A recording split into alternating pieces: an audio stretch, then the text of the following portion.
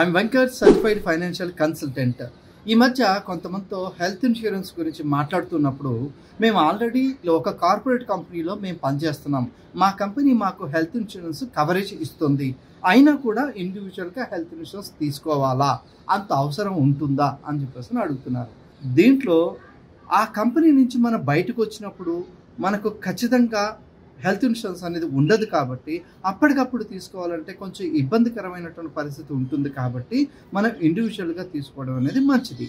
పైగా ఏ కంపెనీలో పనిచేసినా వాళ్ళు 2 lakhs 3 lakhs మ్యాక్సిమం మన పొజిషన్ మన క్యాడర్ని బట్టి 5 lakhs రూపీస్ వరకు హెల్త్ ఇన్సూరెన్స్ కవరేజ్ అనేది ఇస్తారు. కానీ హాస్పిటల్కి వెళ్ళినప్పుడు మోర్ దెన్ అంతకంటే ఎక్కువ మనం ఖర్చు పెట్టాల్సిన అవసరం వచ్చినప్పుడు జోబులోంచి పెట్టుకోవాల్సిన అవసరం లేకుండా ఇండివిజువల్గా హెల్త్ ఇన్సూరెన్స్ తీసుకుంటే మనకు అది ట్యాక్స్ బెనిఫిట్ రావడమే కాకుండా సీనియారిటీ బెనిఫిట్ కూడా వస్తుంది. కాబట్టి ఎప్పుడైనా సరే ఇండివిజువల్గా ఫ్యామిలీకి హెల్త్ ఇన్సూరెన్స్ ప్రొటెక్షన్ కల్పించడం అనేది అత్యవసరం. ఇలాంటి మరెన్నో అప్డేటెడ్ విషయాలు తెలుసుకోవాలంటే మన ఛానల్ని లైక్ చేసి షేర్ చేసి సబ్స్క్రైబ్ చేయండి.